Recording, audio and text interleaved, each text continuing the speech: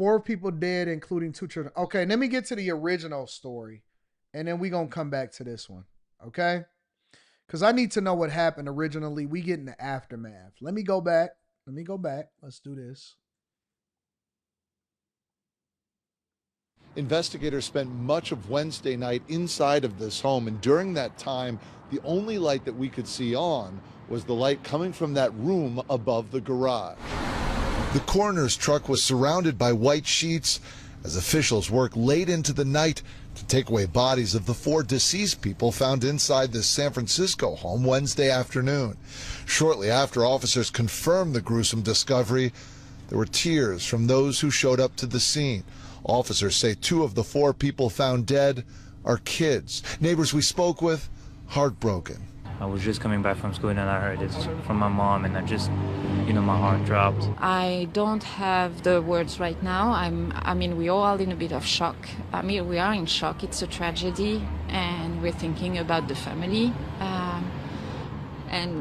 We are processing the information right now. Belinda Hennard and her family live next door to this home where the bodies were found, not too far from City College of San Francisco. She says she didn't. Those homes that we looking at, again, on the Millionaire Morning Show, we always get into our context clues. Those homes that we're looking at, those are easily multi-million-dollar homes.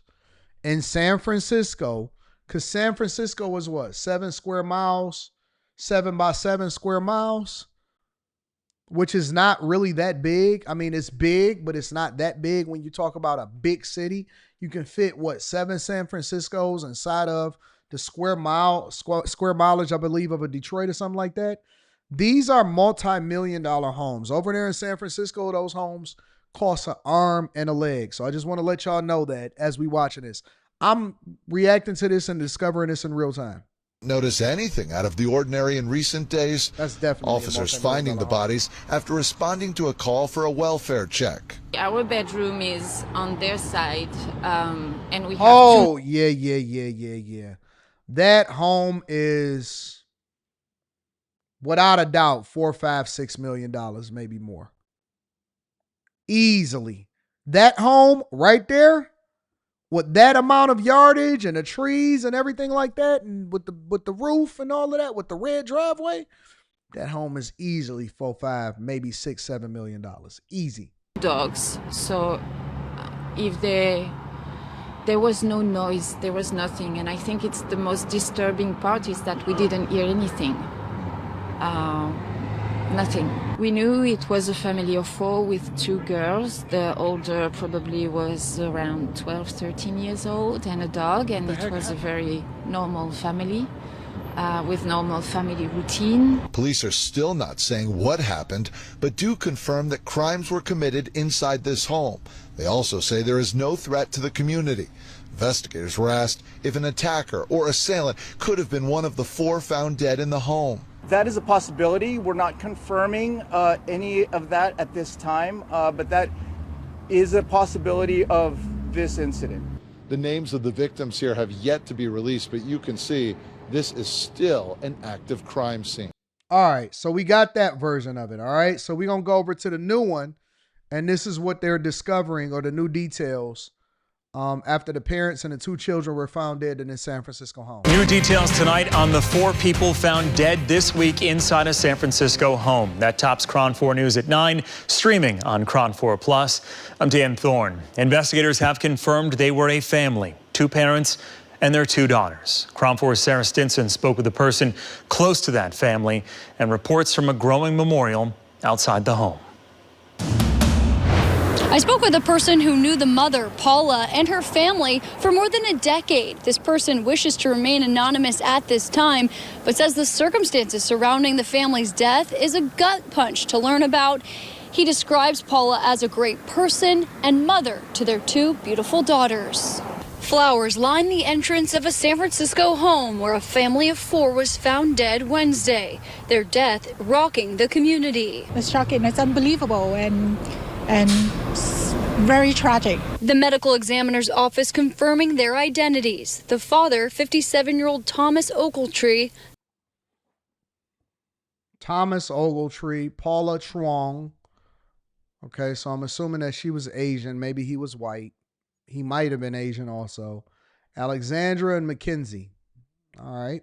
Sounds like a pretty regular family.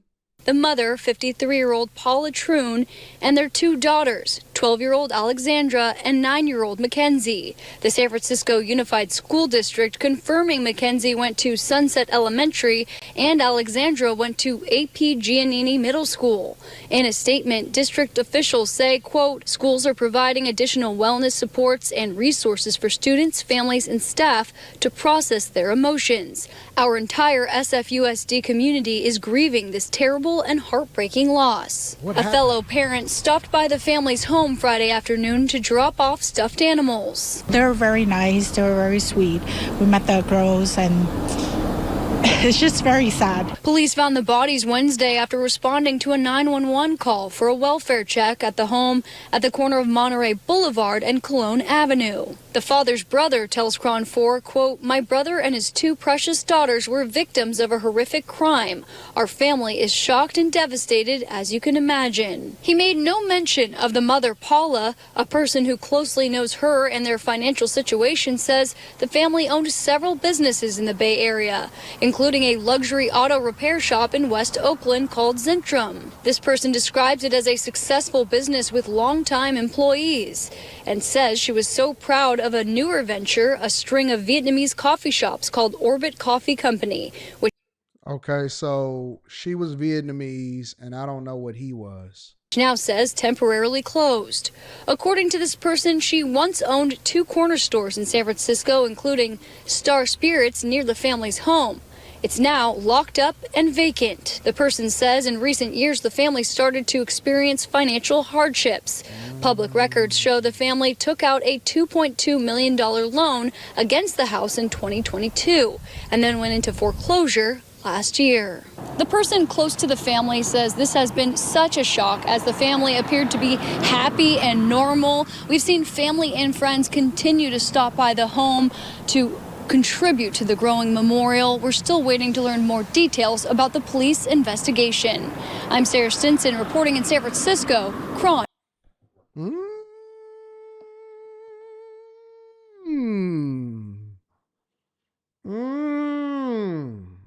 Listen, bro, listen. Often at times, and I'm not assuming, I'm just having a conversation. Often at times when something happens tragically and it's not something natural like a cancer or something like that is happening, when you see the whole family is gone, it's usually tied to something financially related. Now, that financial relation to the crime itself can be anything. It could be from, hey, they got involved with money with the wrong people, to, you know, they might have owed somebody something, all the way up into somebody was just super stressed because their business was no longer thriving the way that it was supposed to thrive. And so they decided to take the whole family out. Now, I don't know. I can't assume. But when we start to have these conversations, what I will tell you is that a lot of times when people that have a lot of resources or a lot of money start going through something financially, they can't take it. And again, I'm not saying that that is what's happened in this situation. What I am saying is a lot of times when people that have resources go through things, they cannot handle going broke.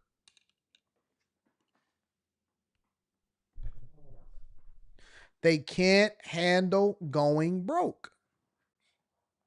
And the welfare check was probably the school saying, hey, listen, can you check on this family? We haven't heard anything or whatever. It could have literally been anything.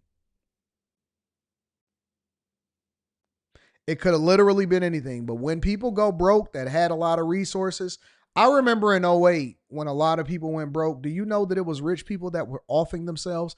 Now, obviously, the market recovered. And so, you know, it was stupid that they offed themselves over a lot of that type of stuff.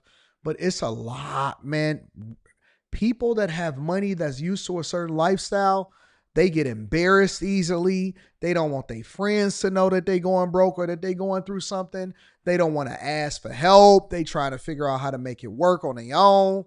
It's a whole nother set or a demographic of people that don't want to move and change their family childhood home. They would rather take everybody out. Listen, skip it. We done. They didn't say the cause of death, and so we just really anticipating what's going on. That's one of the benefits of being broke at some point in your life. It is. That's one of the benefits of being broke, is that you don't have the same expectations of being born into money and being born into resources. When you come from nothing, everything is points on the board. Everything is extra. You know what? We made it out the hood. Even if you go back broke, so what? I lived it. And you have greater survival instincts because you're not tripping about getting it back out of the mud. You know how to get it once. But when you had resources for a very long time and you so far removed from what it feels like to actually live a certain lifestyle, people can't handle that, bro. People can't handle that. Honestly, people cannot handle suffering. Suffering is the biggest determination for whether or not people are going to go and be successful again, whether or not they really love God, whether or not they really 10 toes down in a relationship. Listen, bro, suffering is the great equalizer to determine a person's character.